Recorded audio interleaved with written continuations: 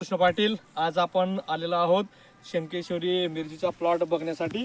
तर आपण बघा, या आबासाहेबांना देखील आपण दिलेलं होतं आणि खूप छान पद्धतीने मिरच्या लागलेल्या आहेत। जमिनीची पोत खूप छान पद्धतीची आहे, इथं लाल तांबमध्ये येते आणि अतिशय उत्कृष्ट असा हा प्लॉट सजलेला आहे। आपण बघू शकतात, अक्षरशः मिरची खूप छान पद्धतीने आलेली आहे। काही प्रमाणामध्ये देखील आपण बघू शकतात, हे बघा।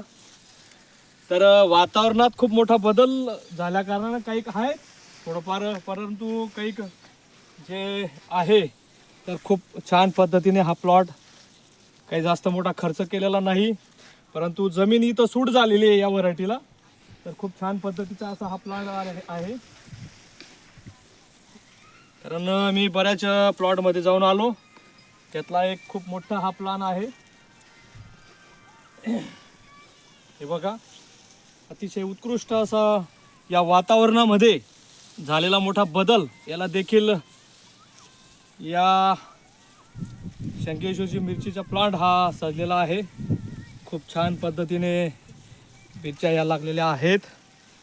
अतिशय उत्कृष्ट जमिनीची पोत खूप छान आहे, म्हणून जोमात आलेला आहे हा प्लांट।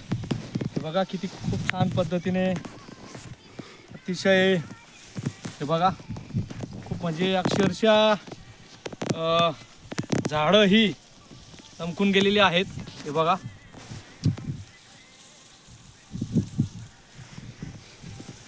अतिशय उत्कृष्ट अशी ही मिरची लागलेली आहे।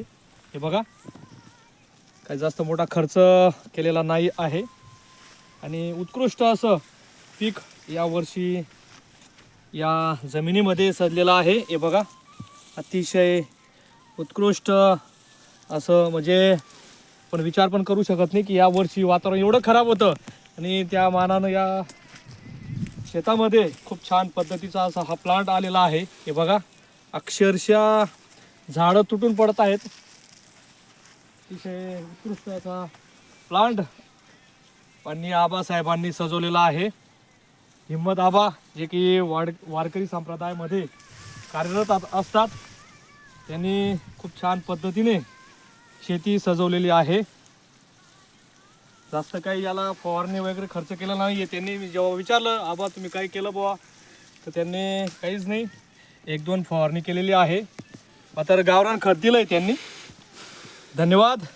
खूप छान पद्धतीचा हा प्लांट हा आहे। नमस्कार।